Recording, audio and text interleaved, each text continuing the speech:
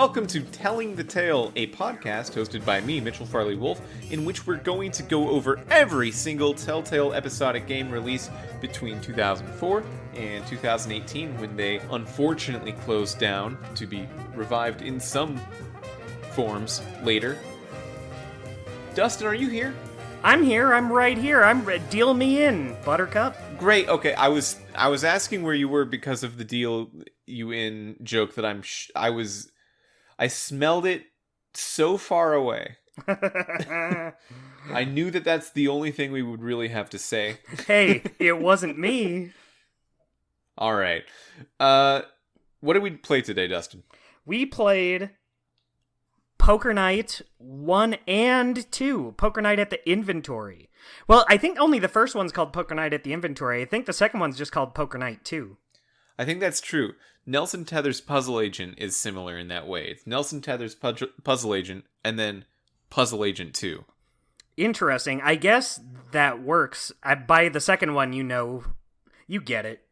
Yeah, you get who the agent is. You get that it's at the inventory. So, Dustin, we played both of these games. We made a rule for ourselves that we did end up breaking. Whoops. Which is that beating this game was akin to winning one tournament. Yeah, we kind of ran into some trouble this time. Yeah, so we did that with Poker Night 1. And then in Poker Night 2, we played a good amount of hands, and then we had some technical problems. And we get it.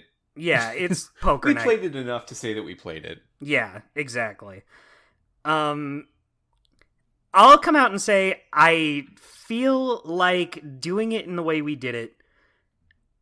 I don't know if I want to say it does it a disservice or not, because it's just Poker Night, or it's just a poker game. So the way we played this is, you don't have these games, but I do, and so I just stream them over Discord for you because these games are unobtainable now.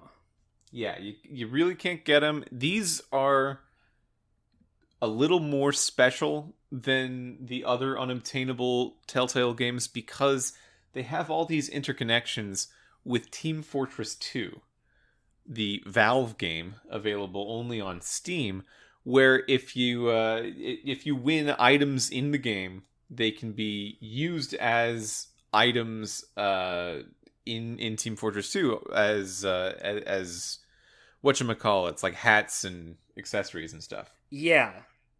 So there's all that interconnectivity, so they never sold it on its own.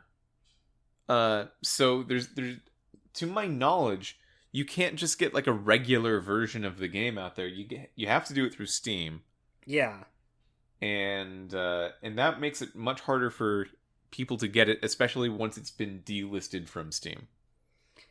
Exactly. Which sucks.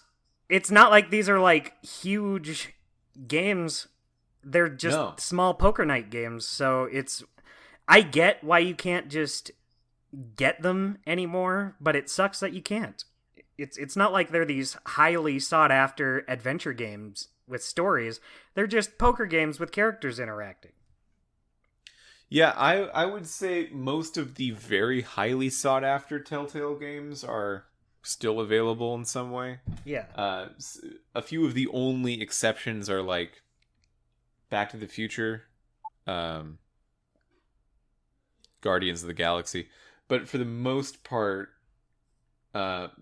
most of the big boys have been claimed. The Walking Dead's been claimed. Sam & Max has been claimed.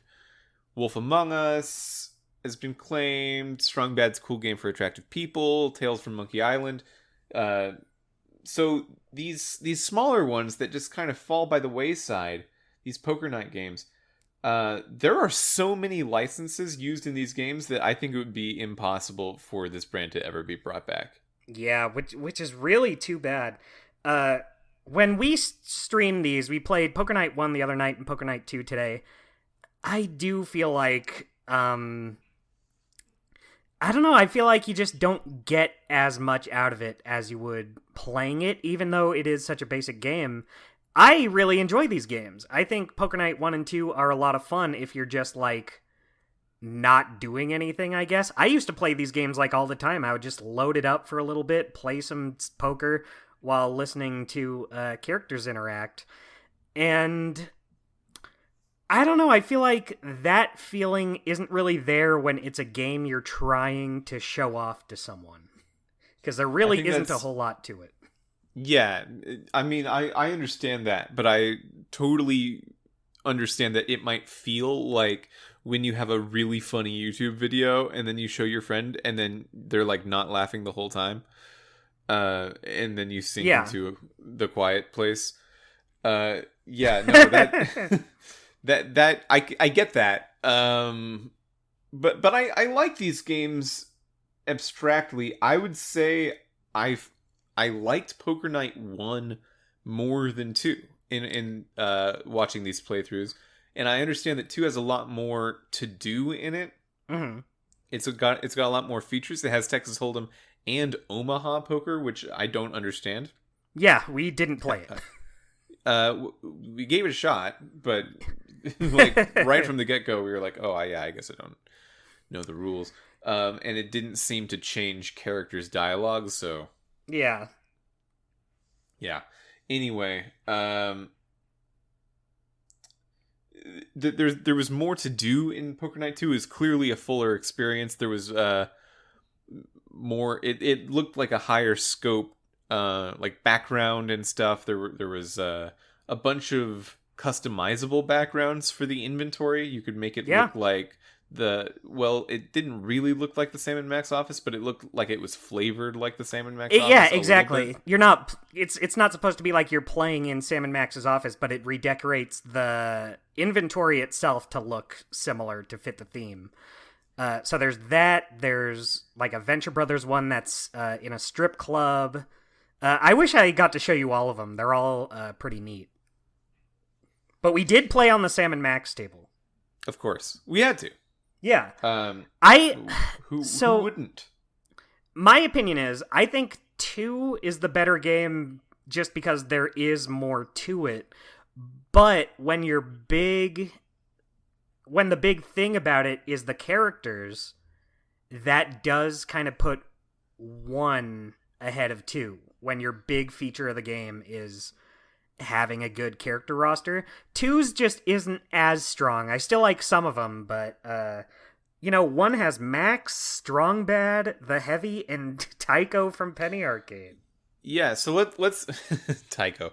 Okay, so let's go through these. Let's talk about every franchise in these games. Yes. So you've got the host, Reginald Van Winslow, who is a character from Tales from Monkey Island that we haven't gotten to on this podcast yet. But that's a Monkey Island character. So Monkey Island, that's 1. The main players in Poker Night 1 are Strong Bad from HomestarRunner.com, Max from Sam & Max, Tycho from Penny Arcade, and the Red Heavy from Team Fortress 2. Additionally, in the background of Poker Night 1, you see Trixie Trotter there, from Back to the Future, and then also Flint Paper from Sam & Max. So Back to the Future, that's another one. Back to the Future is not a small brand. I know that Telltale obviously has access to Back to the Future because they worked on that Back to the Future game at around the same time as Poker Night 1. But and Trixie Trotter is a Telltale original character, so that might be why it was easier than getting like Marty McFly or something. Yeah, I wonder if the rights on that are if a character is made for this, then Telltale owns them, so you can't do like Doc Brown. I don't know how copyrights work, so that could be totally wrong, but I know that's the case for some things out there. So well, yeah, and I'm sure that if Emmett Brown the person, I'm sure that if Christopher Lloyd was into it, they could just do Doc Brown. Yeah. But based on who appears in Poker Night 2, that might be the case, but who's to say? Then Poker Night 2 has all those same franchises except Back to the Future, Penny Arcade, and Homestar, and replaces them with Portal, GLaDOS is the dealer. Mm-hmm. So that's the Valve representation in this game instead of Team Fortress. Uh, there's a few Borderlands characters that just show up in the background, but Claptrap is the player. Brock Sampson from Venture Brothers, and Ash Williams from Army of Dead, or what is it? Army of Evil Darkness. Dead. Evil Dead / Army Army of of Darkness. Darkness. Right. And we also have Sam and Max, both of them, but only Sam plays. Right, so Sam has tagged in for Max in this one. That's a hell of a lot of franchises, especially considering there's the Save Lot Bandit in the opening. That's from The Walking Dead. That's another one. Mm-hmm. Doug is also there. Doug from The Walking Dead He's is delivering pizza around. Yeah, that's what Doug was destined for. And my favorite, weirdly, appearance in Poker Night 2, because I was just playing this game this morning and I didn't expect a character from this to show up. There's the waiter from Gravity Bone viewable in the intro to Poker Night 2. That's so bizarre because that he's just a blink and you'll miss it cameo that you see in a crack in the doorway. Yeah. So the waiter is not really a character. I should show you Gravity Bone after this. It takes 15 minutes to beat. Wow. Yeah, what a time deal. But yeah, the waiter's not a character. There's just it takes place at a party and there are waiters. So the idea that they would bring one of those just for like a split second cameo, really it either means that licensing things is just a lot easier than we thought, or Telltale from this era was so high and mighty that everyone wanted to talk to Telltale. Mm-hmm.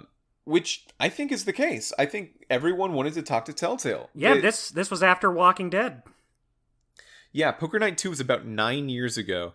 And it's sometimes hard to remember what Telltale used to be thought of, because I think there's so much connotation behind Telltale nowadays in 2022 of this, Icarus-like game company just blowing themselves up because of all of these expensive licenses and then going out of business, that people think about that and they think about the specific games, The Walking Dead and Sam and Max and Wolf Among Us maybe. Yeah. And they don't maybe remember how big they really were. They were hitting every franchise they wanted to do. Yeah, this was basically Telltale at the height of their popularity at this point.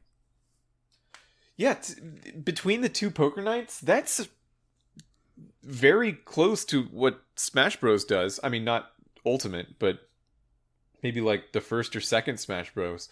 That's a lot of franchises. And these are big franchises. Yeah. It's interesting to me that they picked Brock from Venture Brothers as the Adult Swim rep. Venture Brothers has never been like a massive Adult Swim show. It's great, it's very good, but it's interesting to me that I guess this was like before Rick and Morty got really big. Oh, it would totally be Rick nowadays. Yeah, 100%. And like I guess other stuff like Aqua Teen was big, but I don't think Adult Swim's had like a lot of huge hits besides Rick and Morty, so I guess it makes sense that that Brock is here. He makes sense for a poker game. And I think the only real connection they have to Telltale is, I think it was more of a connection with Valve. I think Valve and Adult Swim had kind of a thing going on. They brought in Adult Swim stuff to Team Fortress 2, such as Brock's hair. So I wonder if them just, being buddy-buddy with Valve made them be like, okay, well, maybe we can get someone from Adult Swim in since they have this going on. We were talking about this before. I don't remember if we were talking about this on the podcast or just while we were playing the games. But it's weird to think about Valve being buddy-buddy with anything. nowadays because Yeah. at the time, you're right, they were totally in that vibe of company like Telltale or Adult Swim, like, hey, we're just trying to make stuff. And now Valve is a monolith. Valve is unstoppable. Yeah. Valve is the way you buy games on PC, and that's you don't fuck with that at all. Valve is Nowadays, it's rare crazy. for them to even make games. Yeah, Valve games existing is something that doesn't happen so often anymore.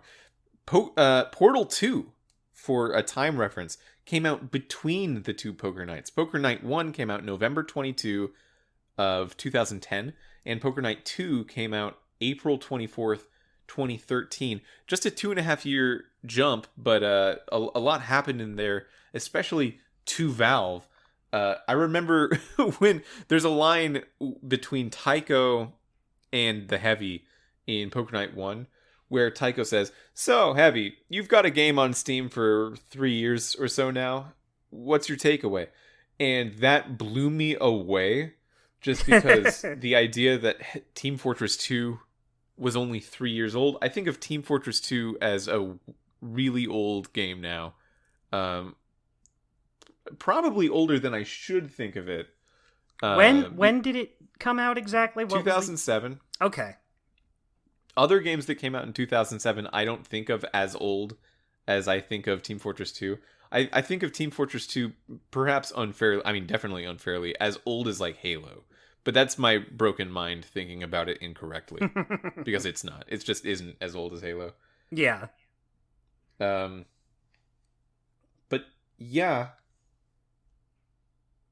I don't really know where to go from this part of the conversation. Yeah, I mean, there really isn't a whole lot to talk about. It's poker. You just play poker. But with some good chum pals. So, we have some segments. I know this is irregular, but I think we might want to jump into our segments earlier in this episode. Okay. Start them at the beginning, or at least the 17-minute mark or whatever. We're breaking format. We are breaking format, and I apologize for all of that, but I also think it'll be good in the end. Mm. Best card. Dustin, every episode we talk about our favorite card in the game. What's your favorite card? You know what? You brought up that we got it a lot. I'm going with the Queen of Clubs from the Sam and Max set. Okay. With Mama Bosco on it. Mm-hmm. Because we got that one a lot. And that I just like, I like Sam and Max. I like the artwork on these cards. And we got that one a lot, and I got used to it. So I have written down on my paper Queen of Spades. Ooh. Because that's the one we actually got a lot. That's what I meant. So we had the same favorite card. Just different, kind of. That's a 1 in 52 chance. Yeah. There are 52 cards in a deck of cards. You know how I know that? Why? Because of the game 52 card pickup. Mm. Also known as cleaning. Yeah, I hate that game. You made a mess of cards and now you're cleaning them up. Yeah, and like, whenever you play that game with an adult, they throw the cards first. I'm like, I didn't have to clean these before you. Like, you actually think this is an activity for me, huh? You clean them. Wow. You dropped them. I'm 5 years old, and I feel like the whole world is out to shit on me. I don't understand what's 52 happening. pickup cards.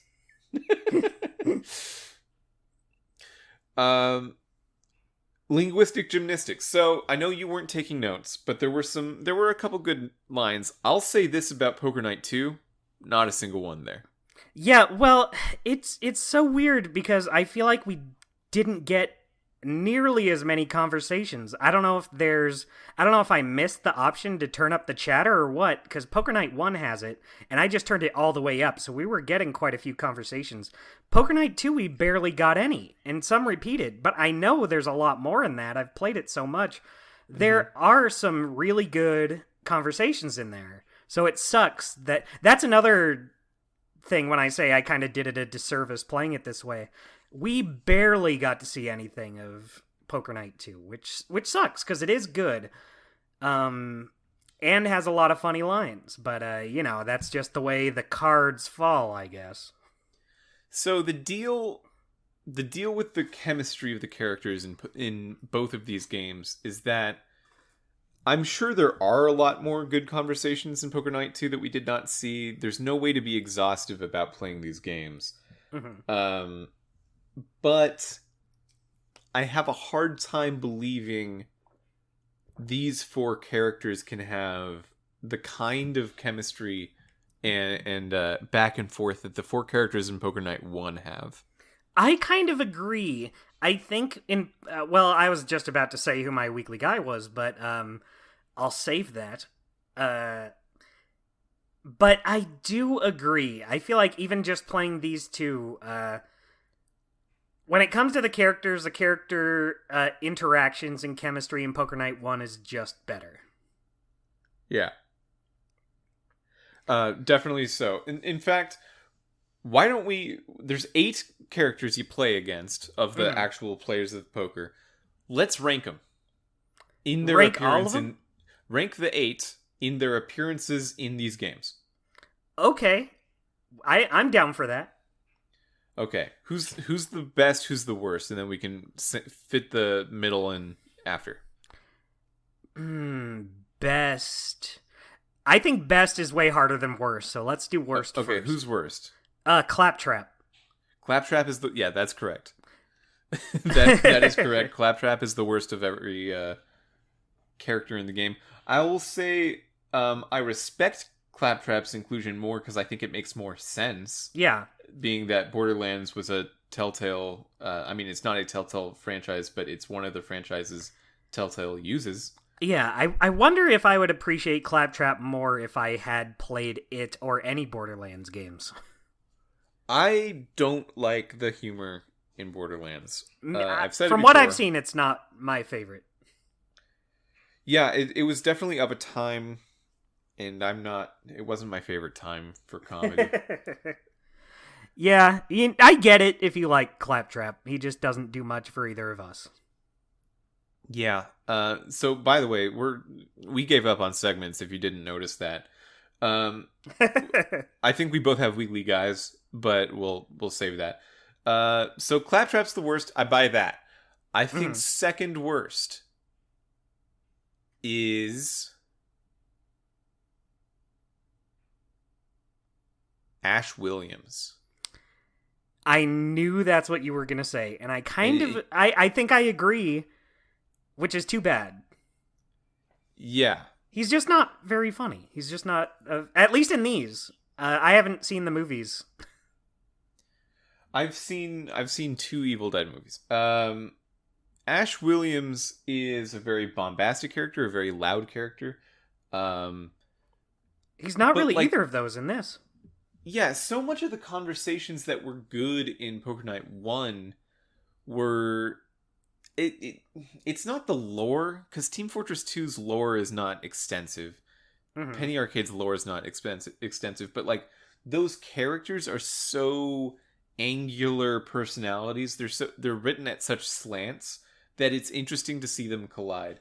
Yeah. And Claptrap's thing is like big and loud, and Ash Williams' thing is big and loud, and I think that's why I just resonate with that pairing, or 2 of the 4 in that group in Poker Night 2 a little less, because Ash and Claptrap are like the same style. There's obviously a lot of differences between them, but they're very similar in what they're going for. Yeah, where nothing in Poker Night 1 is similar to each other. Yeah, and because of that, you have Claptrap, who neither of us really like that much, but also because of that, Ash doesn't really get to be that. He's more quiet and reserved in Poker Night 2. So he doesn't get to show off his strongest qualities. I feel like if he got to, I might rank him higher, but not only is it a detriment to him, it's just no one wins. Claptrap isn't great, and because of that, Ash doesn't get to be great. He doesn't destroy a zombie once. Yeah. I mean, to be fair, we didn't use the Army of Darkness set. I don't remember. Oh, true. Yeah, you do get unique when someone is eliminated from the game, you get unique animations depending on the set you have. And on the Army of Darkness set, for every player that gets kicked out, Max reads from the Necronomicon, and something happens to that player. So okay. So our bottom is Claptrap. Yeah, then Ash. Then Ash. What do you think's third worst? This is where it gets a little muddy, because I think overall I do like the rest of these characters. I think so too. Even the one I hate. Yes, I that's exactly what I was thinking. That's why he's not last. Yeah. So okay, let's actually okay. We're transitioning again in our structure. This is going to be a weird episode. I like it. The first poker episode we did was like this too. Just all over the place. We can't focus when it comes to talking about a game that is just playing poker. Yeah. Because we're not built for it. But yeah. So first we were trying to do our segments, our regular segments. Then we tried to rank them, and then we gave up. And now let's talk about Tycho. Okay. There's a lot to talk about with Tycho Brahe. Yeah. From off of the comic Penny Arcade. From off of the comic Penny Arcade. I think Borderlands humor and Evil Dead's humor do not persevere so completely like some of the other sorts of humor in these games. Mm-hmm. But they don't hold a candle to how little the humor of Penny Arcade perseveres into the modern age. It's amazing. Boy, howdy. So Penny Arcade, do you have any experience liking or paying attention to Penny Arcade? I used to read it every now and then. It was never like a favorite of mine, but I think in terms of gamer webcomics, it was one of the better ones, but that says more about all the other ones than it does Penny Arcade. Yeah, it was definitely one of the better ones from a production value side of things. Yeah. And in that time, if you were like the one webcomic that looked like a real comic, wow, you get to be known. You get to be famous from that. I mean, what else was there? Like Control-Alt-Delete? Yeah, a lot of like Very hyper bad. stylized things looked good enough to be competitive, but at the same time they weren't like drawn like a full comic like Penny Arcade was. It was full color and everything. Not that it was the best looking thing ever, but it looked professional in a landscape of very clearly amateur artists who were getting their foothold in the like middle age internet in the late 2000s. Yeah, it was rare to get a good-looking webcomic. Yeah, and Penny Arcade looks fine. It's not my favorite art style, but like it's complete. It's a complete art style. Yeah. And I mean, everyone who's listening to this podcast knows Penny Arcade, right? I think so. It. Yeah, it's about video games. It's about two guys. They play video games and talk about them. Yeah, it's Tycho, and who's the other one? I should have. All right. I don't remember. I'm looking it up. Okay, Time to look up a thing.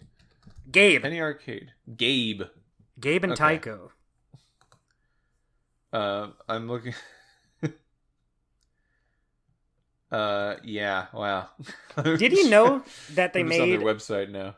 Did you know that they made a different, like, Penny Arcade did have games made, but they were not related to Telltale in any way. Yeah, I did know that, and I played one of them briefly. But man, do I not care about this world. Yeah, who really cares? I'm looking at the May 20th, 2022 Penny Arcade comic. Let me read this comic out to you. This is what this podcast is now. Okay.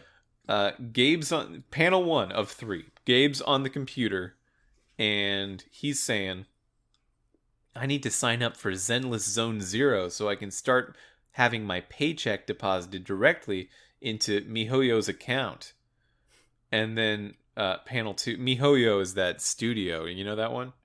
No. They're making that like Korean MMO thing. Nope. Okay. It was a different time. No, this is not a different time. This is May 20th, 2022. Oh, this was just yesterday? Yeah. It's panel 2. Gabe says, "Wait a second. You can't put in a birthday before 1980?" And then Taiko's in the back saying, "I knew this day would come.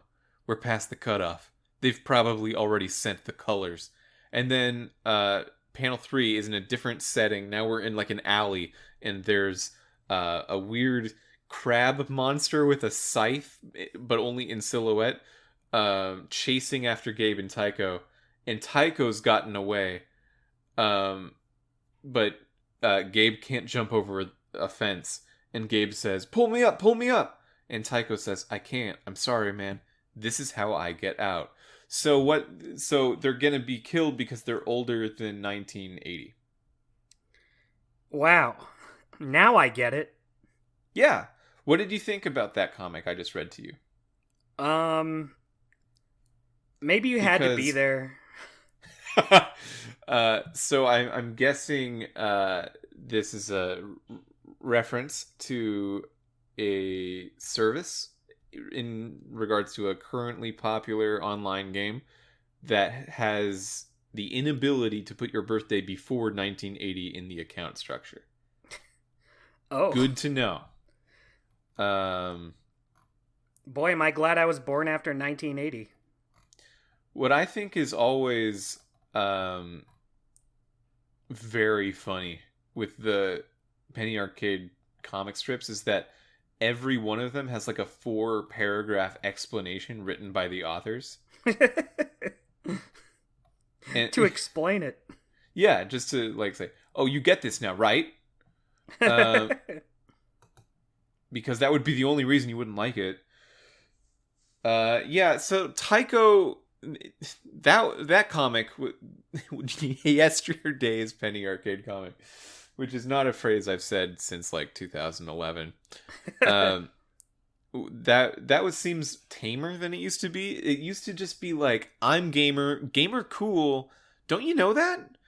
And don't you know that? Don't you know that? You idiot, gamer cool.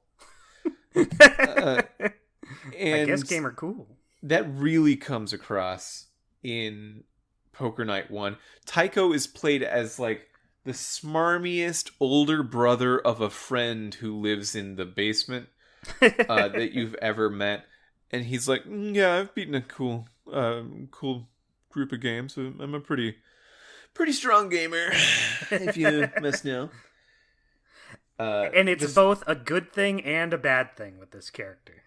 Yeah, so I want to know how much the real Taiko, because Taiko is a person's name in real life that the comic character Taiko is based on. Mm-hmm. I want to know how much the real Taiko had to do with like okaying scripts and stuff for this video game. Yeah, I was thinking about that earlier, not with Taiko, but I was actually thinking about it with Strong Bad. Yeah, that's big too. Because they just nail his character so well that I think, did they like bring in the people to write for them? And just to get them like perfectly right? Maybe they just had to run it by them. Well, that's the thing with Strong Bad. The voice actor is the writer. Yeah, exactly. So if they have to do the voices, you know, like he's not going to do it if he doesn't think it's written well. Mm-hmm. Because it's his character, and you can't have someone else voice Strong Bad. Like you can apparently have other people voice some of these other characters. Taiko, for example, is not voiced by Taiko, the real Taiko. Mm-hmm. And Ash Williams is not voiced by Bruno Mars. That's true. He definitely is not. He's also not voiced by Bruce Campbell, whose name became Bruno Mars in my brain for a split second, and I thought, yeah, that's funny enough to say on the podcast. Yeah, you were right both times. He is not played by either of them. He's not. He's some other, I think, like a Telltale voice actor of some sort. He does a good job. It sounds like Bruce Campbell. but not. Yeah. It's very clearly not exactly Bruce Campbell. Mm-hmm. That's why I feel bad kind of ragging on Ash in this.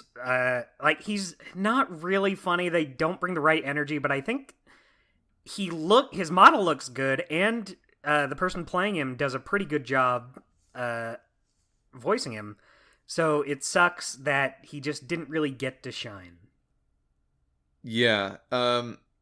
When Solid Snake was added to Smash Brothers, there was a weird amount of like excitement mixed with pushback, just because Smash Brothers always has been and really still is a Nintendo crossover series, and it's cool that you're bringing in third-party characters. I think everyone wanted that, but there's probably still some disagreement of like, okay, it should be third-party characters that have to do a lot with Nintendo, versus Solid Snake, who's the first one who had some games on Nintendo but really didn't have much to do with Nintendo at all. Yeah. That That's how I kind felt of thing is everywhere in Poker Night. Yeah. Because you're either cool with Venture Brothers and Army of Darkness being major players in this series, even though they have nothing to do with Valve or Telltale, or you aren't. And for me, I'm not as into those things enough to feel like that is a big get. So it feels just like a weird thing where like, oh, you happen to have those people on your Rolodex, so you called them and you licensed it, and I guess that's just an easy thing to do versus something that actually makes sense that they are there. Yeah. I'm cool with it, mainly just because I like Brock from the Venture Brothers. So I said, all right, I got this character I like, and now I am okay with this. I also think it works out in a way, because the first game is mostly, it's all Telltale thing. Well, not Tycho, I guess. I guess I totally forgot about him there. I was going to say Poker Night 1 does it better, and then immediately remembered the character we were just talking about. Well, that's what I was going to bring up. So Tycho, Penny Arcade is not... There were Penny Arcade games, but they are not... what it's known for. And it's not for the webcomic, and the webcomic really doesn't have anything to do with any of the other stuff. Yeah, and this Tycho in this game is not related to the Tycho from those games. But other than being the same character. So being this sort of edgelord who cannot understand a joke, doesn't tell good jokes on his own, and doesn't fit in the world, it's pretty good. It's still pretty good. The way Tycho reacts to other characters at the table, especially Strong Bad and Heavy, are great. This is something that might exist in Poker Night too, but I just didn't see it.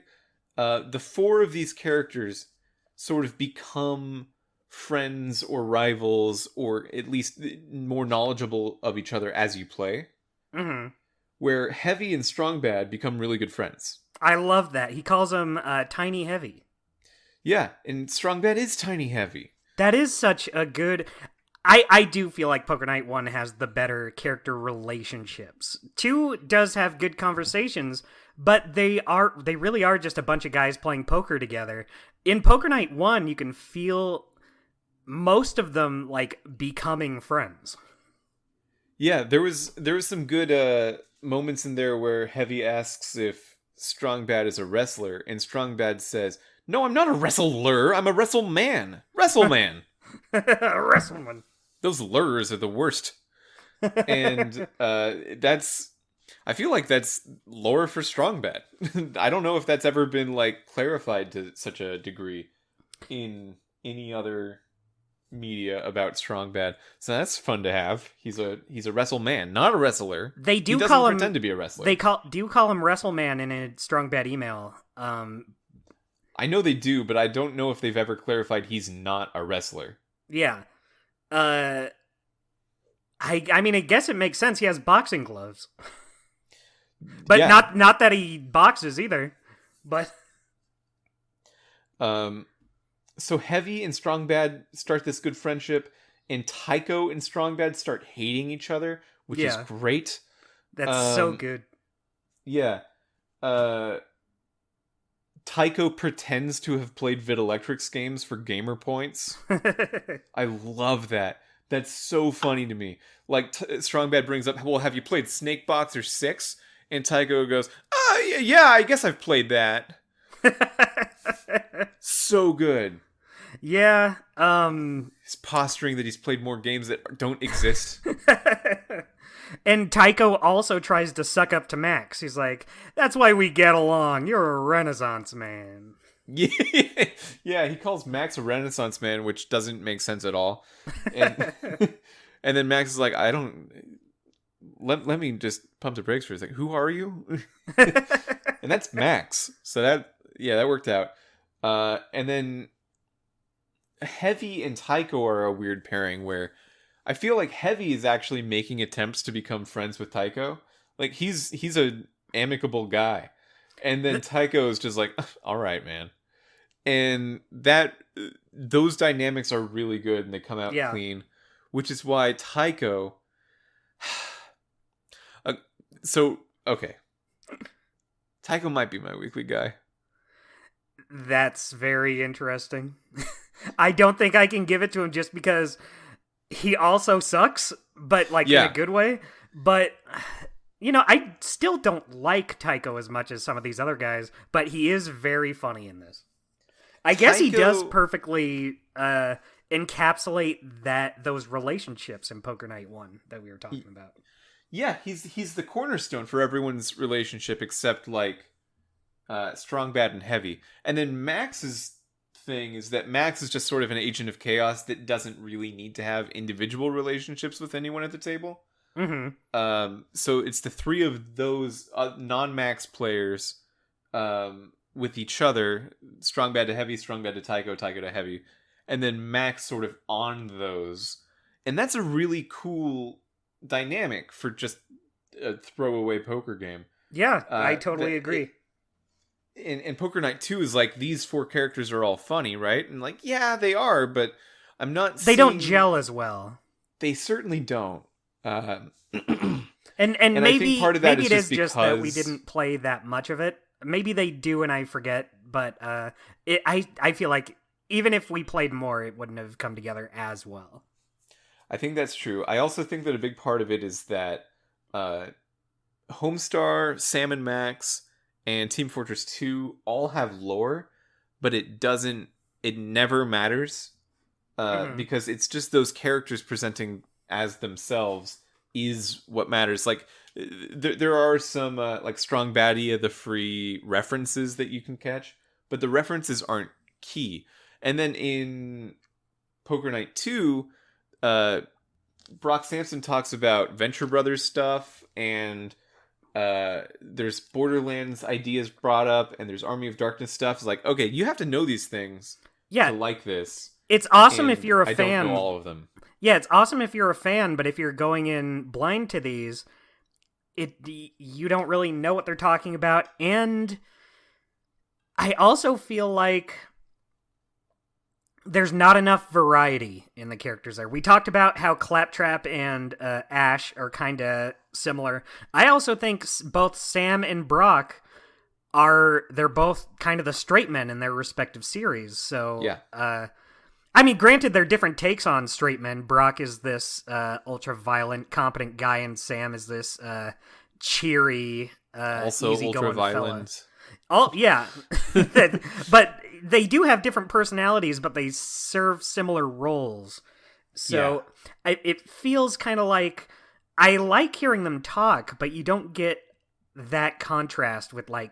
I like seeing Sam and Brock have a conversation, but it's not like the most interesting conversation out there. Yeah, and I guess that sort of exists in Poker Night 1 as well, where Max and the Heavy are like these ultra-violent agents of chaos that just want to blow everything up all the time, and Strong Bad and Tycho are both gamer posers. Yeah. Who, within their own universe, think they are very cool and are not. Except Tycho might not be as self-aware as that. Yeah. But even though it's two pairs of like similar identities, the way they present themselves, like the heavy is so much more like buddy and like down to have a drink with the boys, Mm-hmm. and Max is so oblivious to everything that happens around him, and Tycho is like taking his poserum from what feels to me, this might not be on purpose, but feels to me like a very dark, sad place. And Strongbad is doing it from a sort of cheerful, like, isn't it kind of true that we all have this amount of poserdom in us, and it's speaking to that connectivity between the world rather than an exclusivity between the world. And that stuff gels very nicely together. It is why... Okay, so Tycho's not really my weekly guy. Because as much as I like this implementation of Tycho, it makes sense that he's here. I still hate Tycho. Like, they... Yeah, but you're kind of meant to. He's not played as, Yeah. like, this cool guy. He really works for this group, but also you don't like him. I think my actual weekly guy, just the person with the strongest lines consistently, the person with the most and best relationships with other people at the table, is Strongbad across both games. I think I have to agree. As much as I like Sam and Max, I think they're kind of weak in this setting. I kind of agree. I still like them in this setting. I'm really glad they're here. I think, like, in our rankings, I think I would still put Sam at, like, number 2. But, Sam is at number 2, okay. yeah, Strongbad's number 1. I put Sam at number 2, because Sam is just, like, such a nice guy. I want to hear Sam talk. He says funny things, and he has a good attitude about the whole thing. So I like Sam, but I feel like Sam and Max work best when they're together, and they are together in Poker Night 2, but Max is really downplayed into... Sam is more interacting with everyone else. But Sam and Max just balance each other out. So they do balance each other out. I think that's true. And I think that Sam is my favorite, I mean, easily my favorite Poker Night 2 player. Mm-hmm. If only because Sam is the only one that has that element of, like, you don't need the lore. Yeah, it's just nice guy Sam. You, like, if you have it, and of course we, at this point, are very well-versed in Sam and Max lore. But if you have it, that's nice. But he's also just like a character. He's just a force that's put on this world. And that's what all 4 of them are in Poker Night 1. And he's the only one in Poker Night 2 that does that. And it makes him good. I would still say he's not my number 2 or 3 probably. Because I think Heavy is number 2. Heavy's great. Heavy's good. Yeah, Heavy's really good. And for what I said earlier, Tycho's number 3. I gotta put Tycho pretty high. I can't put him at the top 2 because I don't like him as a person. I don't want to hang out with him. But the way that all of the other characters at the table dunk on him so hard constantly is amazing, and I love it. Yeah, I agree. That's why it's weird. Because in the comics, Tycho is... like, he's presented in the same way, but then doesn't get dunked on. It's like celebrated, or like, don't you feel this way too, kind of thing. Which, no, we don't all feel that way, Tycho. But you can't speak for all of us. Maybe there's some penny arcade defenders out there that would say, like, no, it was always like a satirical, edgy gamer that we didn't actually like, and that was what it was about. But I don't feel that way. I read enough penny arcade to have a take. I don't know. So I don't think it's meant to be that. But in this, it's so self-effacing. It's not self-effacing, because it's not Tycho's voice, and Telltale is writing the dialogue for Tycho. So it's just different. It's just it's a different person making fun of Tycho Brahe. And it's great. I like that a lot. Yeah, it works out. I don't think I can put Tycho as high, but still pretty high. You want me to... I think I have my full rankings. Okay. If you want to let me go. I do want that. And let me... I think I got it too. Let me just write them down while you say yours. Okay. So in last place, it's Claptrap. And then Yep. Ash, who we already talked about. Unfortunately, I think next I have to say Brock. As much as I like Brock, I don't know. He's funny, but not like as funny. And I don't have quite. I've watched Venture Brothers. I enjoy Venture Brothers, but I don't think I like it as much as say like Sam and Max or Homestar Runner. But I think Brock Onward, I do like all of these characters in these games. Brock is also my number 6. Yeah, and through no fault of his own. I like that he's there. I don't like that I have to place him solo, but I just think some of the other characters are stronger. And I think 5... I'm going to put Max at 5. Max is also my 5. Yeah, because I love Max, but like you said, they work better together. And also, like you also said, his connection to the other characters isn't quite as strong as the others all together. Like, you have Strong, Bad, and the Heavy together. Max doesn't really have any... He talks to all of them, but you don't really get a sense of Max is chummy with this character or Max hates this character. I like that Tycho is, like, trying to suck up to Max, and Max is just kind of like, okay, cool. And I do like what Max brings to the table, because in Poker Night 1, a lot of Max's dialogue is just telling stories about him and Sam's adventures, which I enjoy. I like him telling stories and the others reacting to it. It's very cute how often he brings up my friend Sam.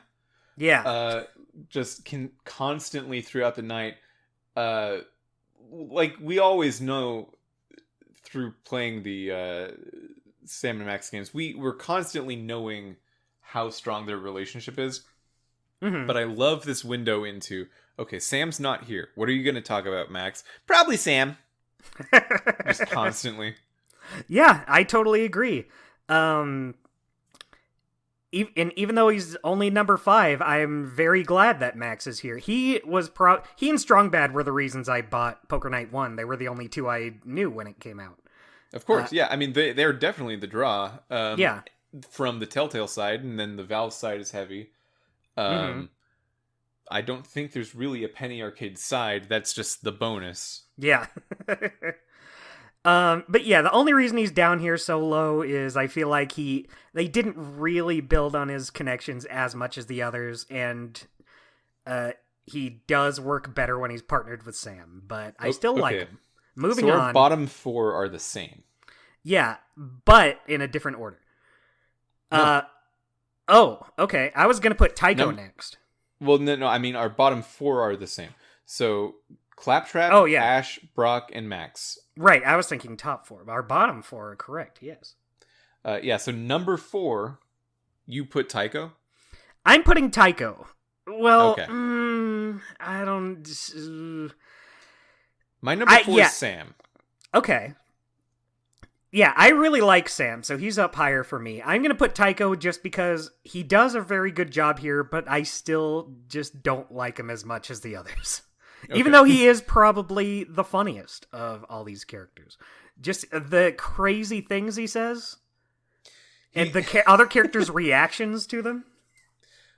So at one point, Heavy asks Tycho where he went to college, and then Tycho goes, I didn't actually. And then Heavy goes, but you are like educated man, no? And Tycho says, well, I went to Gygax Polyhedral, if you catch my drift.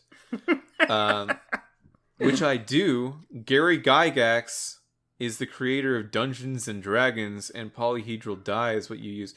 That is the worst joke I've ever heard.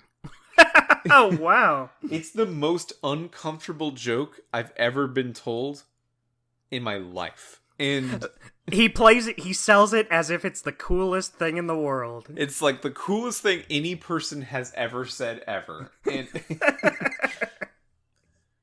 I'm a Dungeons and Dragons Dungeon Master. I play with you, Dustin, often. I like Dungeons and Dragons. this sucks. This is terrible. Gygax polyhedral, if you catch my drift. But it really does suit his character so perfectly well. Yeah, wow, it sucks though. It's so amazing that it just sucks all the air straight out of the room.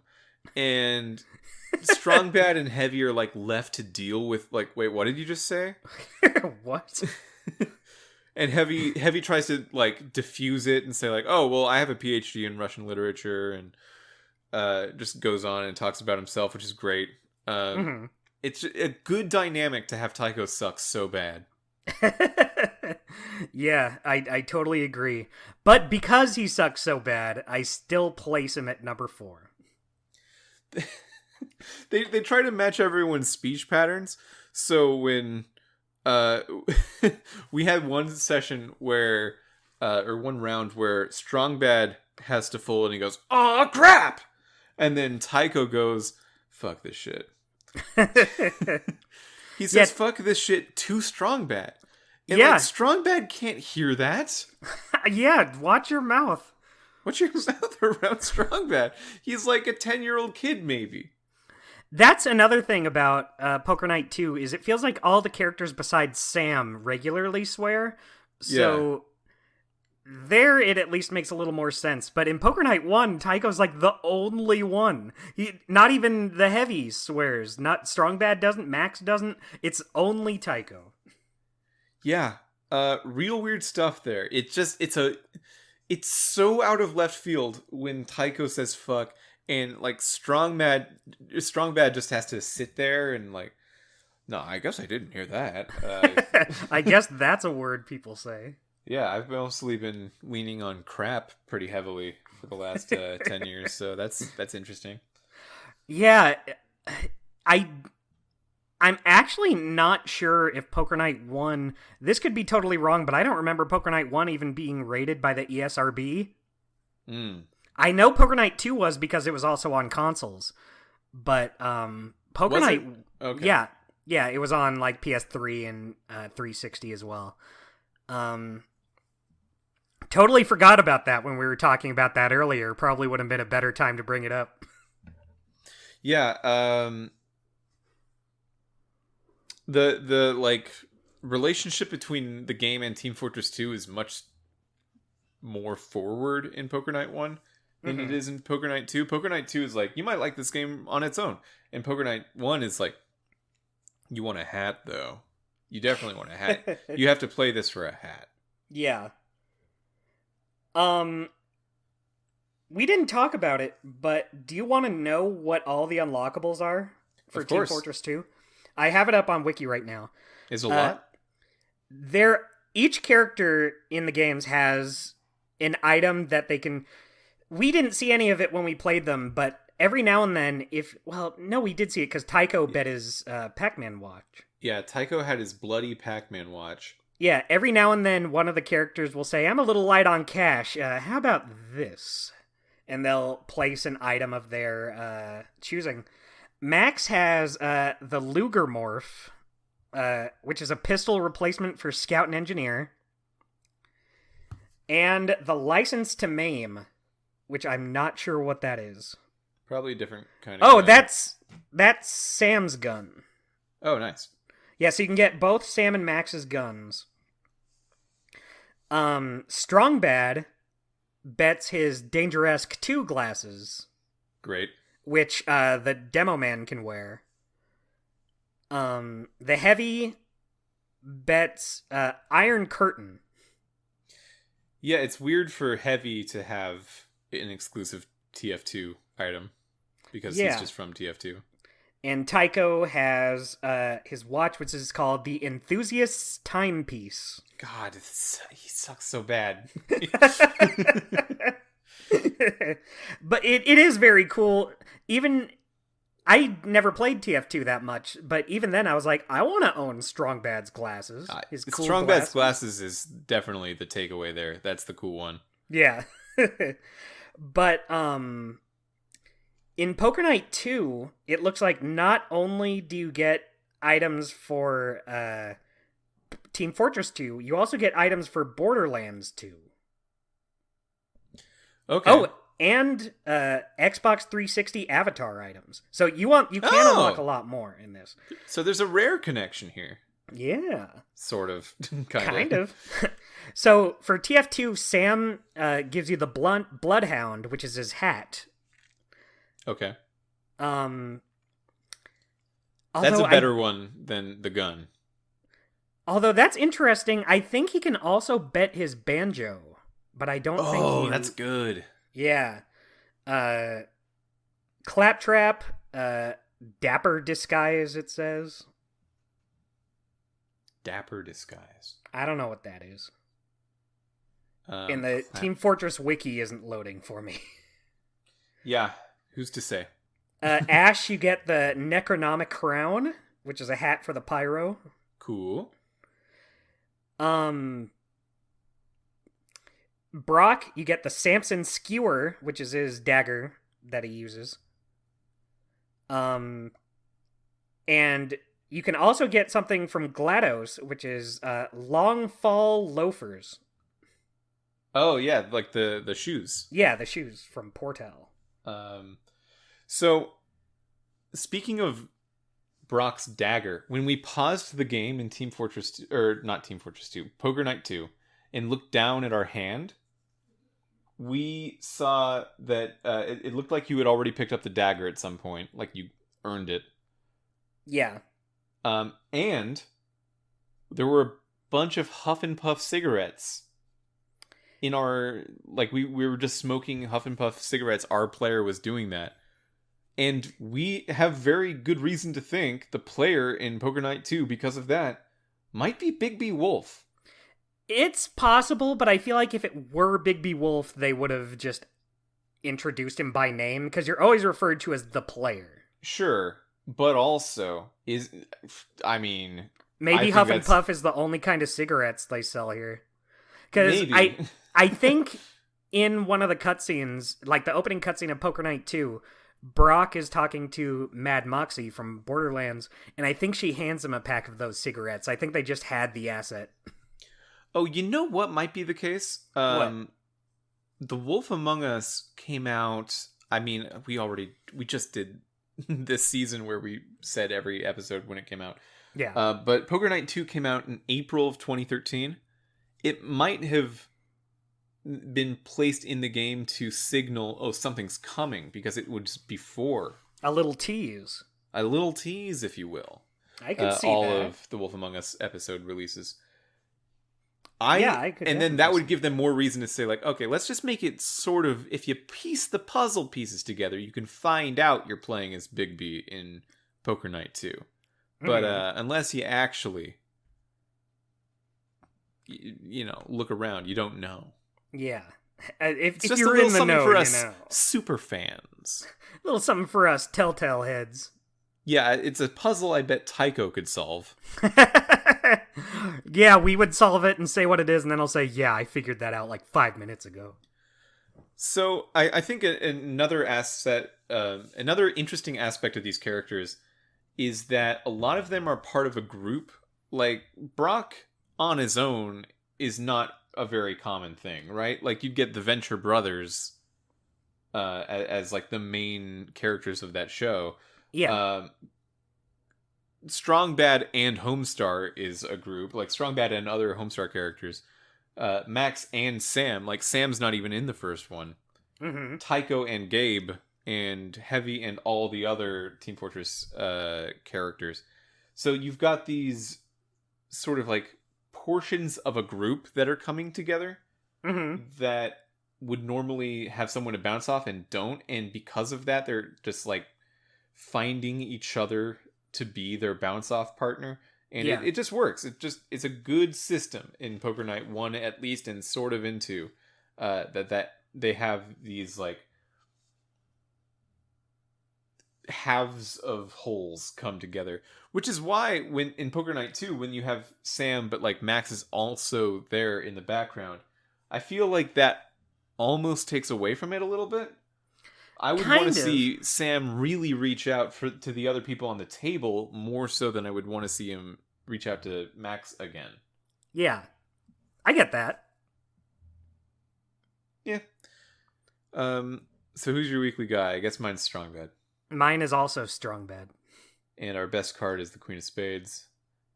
Well, we didn't finish our rankings. Oh, but I think we can just guess what they are. I Because think Sam's 4 for you, did, Tycho's though. 4 for me. Well, so your number 1 is Strong Bad, Yeah. your number 2 is Sam, and then your number 3 is Yeah, Heavy. and then 3 is Heavy. Yeah, so only our 2, 3, and 4 positions are different. Different orders of Heavy, Tycho, and Sam. But 5 through 8 is all the same, and number 1 is the same. Interesting. Our tastes almost line up. Yeah, we've been doing this podcast for a while. I guess. Anything else you want to talk about with Poker Night? There really isn't that much to say about it, but here's one for you. Let's say they were gonna do another Poker Night game. Yeah. Okay. Good segment you're about to bring up. Yeah. Who would you want to see in another one? Oh, okay. I thought you were gonna say who would you want us to develop it, in which case my answer would be Skunk Ape. Oh. But yeah, Skunk Ape should do it. Yeah. Let's say they just can use. Let's say they can leverage their connections with the companies from the last couple games, or even just whoever you want to see. Let's say that they have free reign to use whoever you would want to see. So I want to see the Sam and Max universe always be there. I think that it should be a mainstay. So at the table, maybe I'll have Sam again. It's been, by the time this game comes out, it'll be a full decade, so I don't feel like it'll feel like a repeat.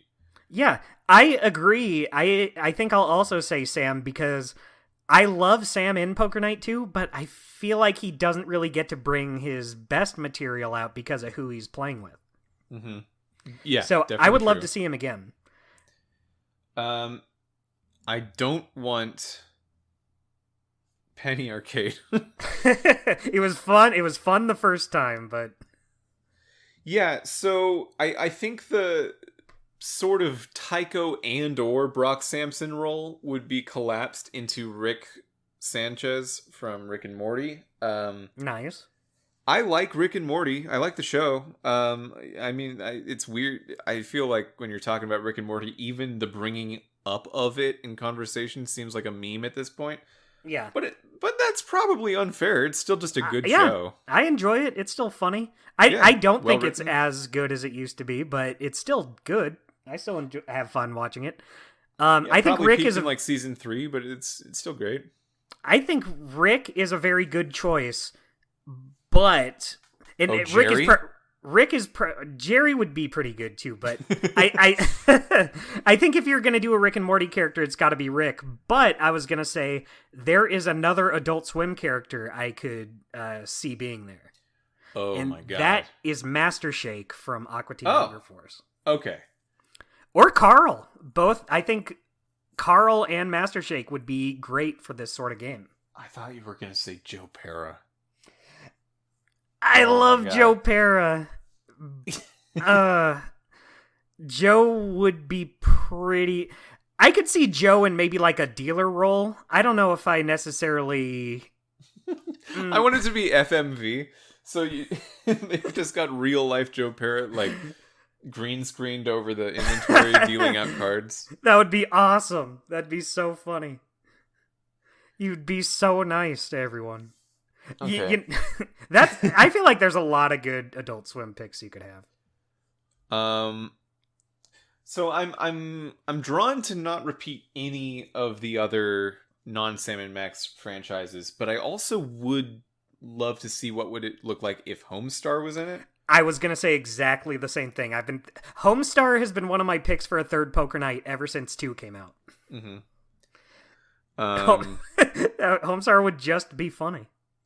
I think one thing I don't keep in mind, like I just think of characters I want to see, not necessarily characters who would have the best sort of interactions, the best chemistry with each other. And that's why I think Rick would really work, him being the asshole of the group. That would be the better Adult Swim pick, I think. Homestar would be the good, simple-minded dummy character. Okay, so Sam, Rick Sanchez, Homestar, Conquer. Conquer. You know what? I'm all in on that. I do love Conquer. I think this is a good use of Conquer. I think so too. Conquer is a lot. I think Conquer is very much about like the characters and the dialogue. So having an environment where Conquer can just interact with other characters would be really cool.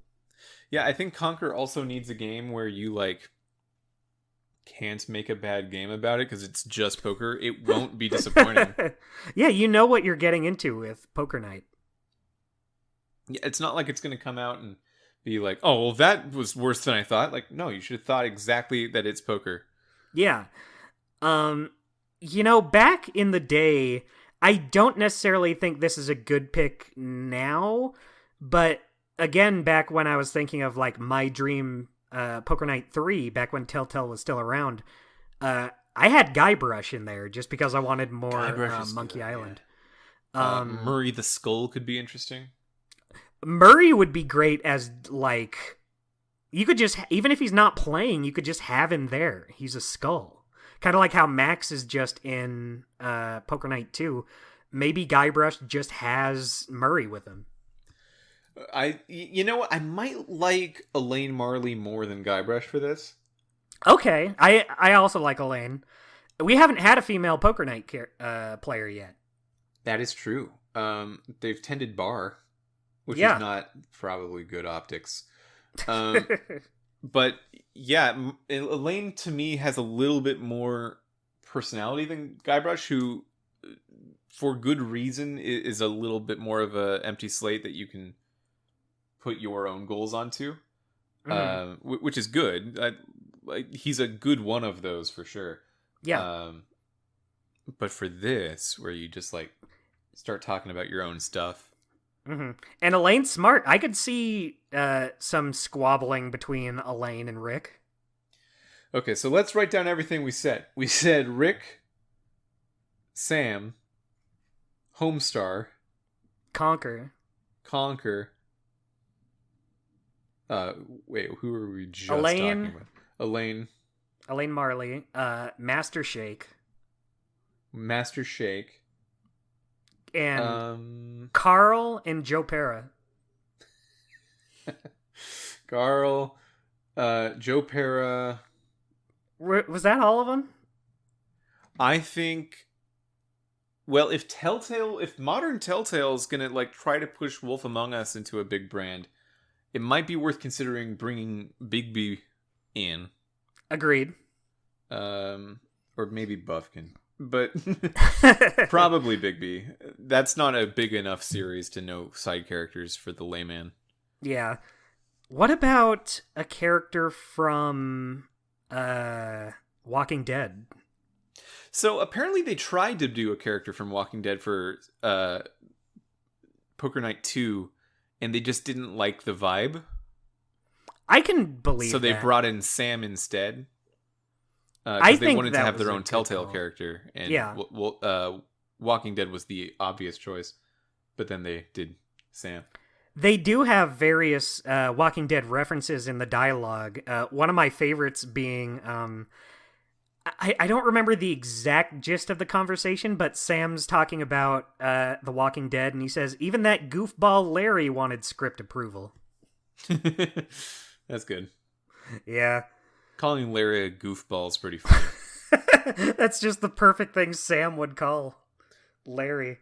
There's another conversation where Reginald Van Winslow's like, "Oh, it's The Walking Dead," and Sam's like, "Great, Harryhausen's ghosts, zombies."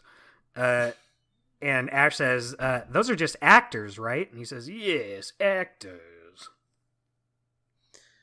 I don't like that style of joke. I don't like that joke of like, "Hey, that's fake, right?" I guess so. But like it is. If you say so. But like it is. So like, why is that the joke? Yeah, I think they had a plan to at least have, or maybe they do. No, I don't think they do. I think they had plans to have like a Walking Dead set, so you could like change the inventory to look like Walking Dead and have like cards and such. Okay. Anyone else? I mean, you can do like a lot of TV personalities, probably. Like get Elvira on there. Get BoJack Horseman. BoJack Horseman. Get Daria. Okay, sure. Daria's good. Daria can be there. I like Daria. I feel like if you're gonna have Rick, you can't have BoJack. I feel like there's too much overlap between the two. Interesting. I mean, I could see that happening. Yeah. Mm-hmm. They're very different in terms of like what they focus on. Yeah, in but art style, but I feel like in a poker situation, they feel pretty similar. Like they would bring similar "I am smart, you are dumb" to the table. Yeah, probably just 4 Darias then. Okay, cool. Yeah, the Daria game. No, I actually really like Rick Sanchez and Sam as an idea. Like these two people can talk to each other. That's pretty good. I couldn't even picture how they would interact, but I'd love to see it. Yeah, and you could have some fun Rick and Morty stuff in the background. Like every now and again, Rick from the background shoots Rick at the table in the face, and then just throws the corpse off the chair and takes his place like nothing happened. Yeah, perfect. You could Perfect have stuff. You could have Meeseeks.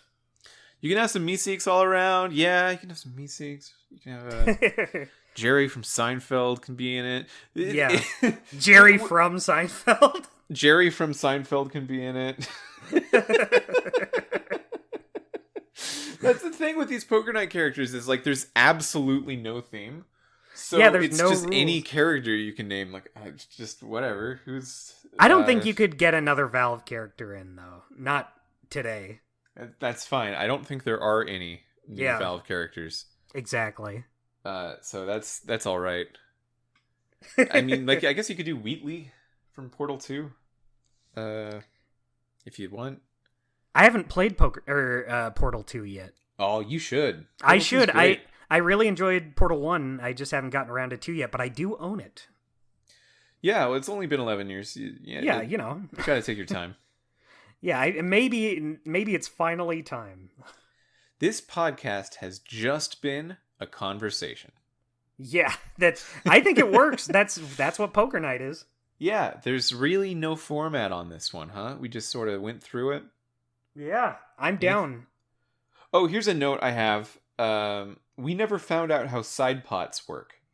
Yeah, neither of us are poker players, so we don't know how side pots work.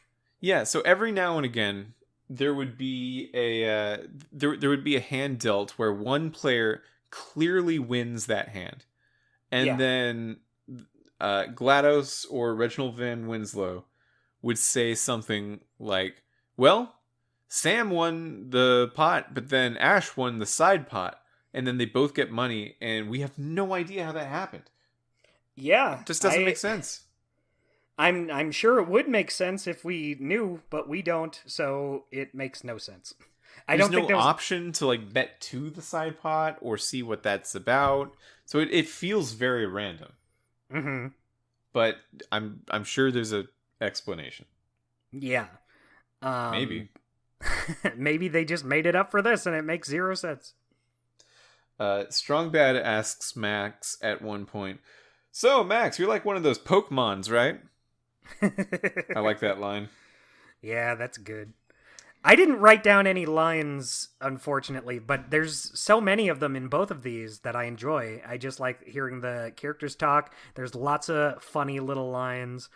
You get Tycho wanting to fuck a giraffe. Tycho really wants to fuck a giraffe.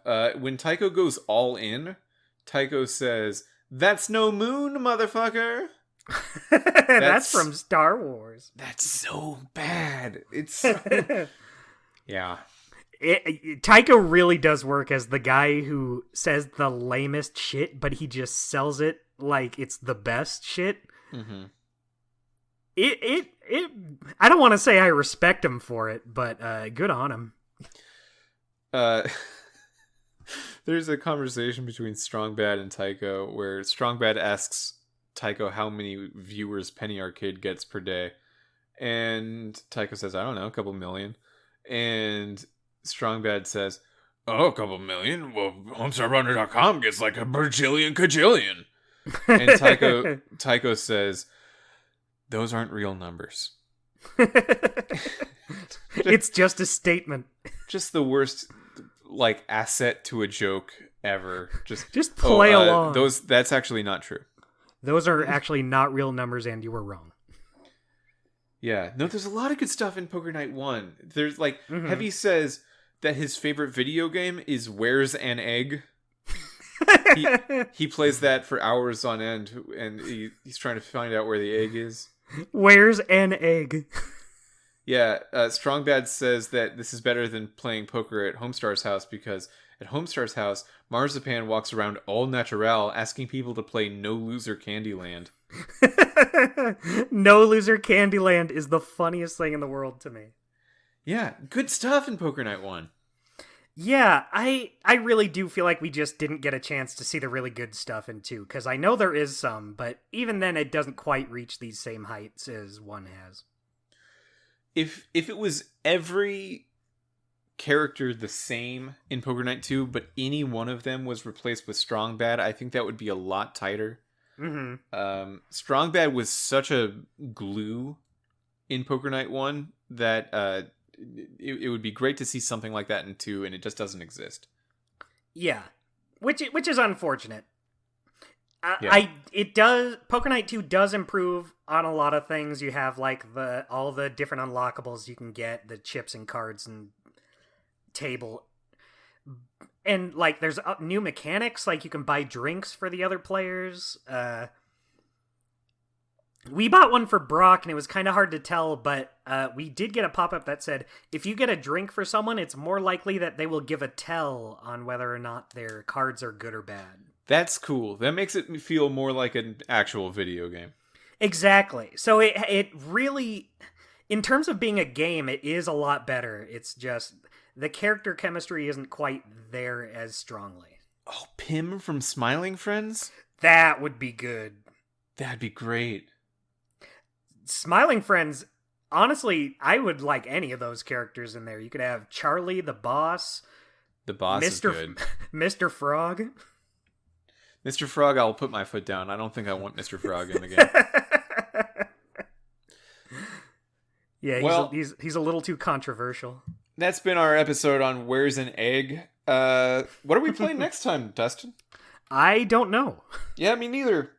I guess we'll see. No, let's figure it out. Okay. So we were discussing a couple of things. Yeah. We were discussing maybe Tales of Monkey Island or maybe Wallace and Gromit. We were going to do Tales of Monkey Island if Return to Monkey Island was coming out sooner, but I don't think... We haven't heard anything on it. I mean, it still might be. Even just doing Wallace and Gromit puts us 1 month away from it. Because that's 4 weeks, right? Yeah. So... Return might happen at some point, but I think what you wanted to do was play through the entire Monkey Island series going up to Tales before we did Tales. Yeah, and I don't know how... I don't know if that'll even work out, because the only one I've played is 1. Okay, so you've played 1 so far? I played 1 so far, and it's not like these are super long games, so I could probably just play through... I don't know. I want to at least do 2 before Tales. I'd like to replay Curse and play Escape for the first time, but I'm not like dead set on it since I've already played Tales. It's not like it's not like I need to play those going into that. I already know what happens. So, well, why don't we give you the time anyway? Yeah. And do Wallace and Gromit and see where we are at the end with Monkey Island games. I think that's a good idea. Okay, so next episode, wow, we're going to be diving into the probably the most undersung of the point-and-click adventure era of Telltale, Wallace and Gromit. Yeah, because I don't know anything about these games. I have played all of these games, and They didn't stick in my memory as well as Strong Batter, Sam & Max, or Monkey Island. But it definitely is in that world. I remember it being better than Bone. High praise. Yeah. Well, yeah. See you next week when we talk about Wallace and Gromit. Let me try that happier. See you next week when we talk about Wallace and Gromit. Bye-bye.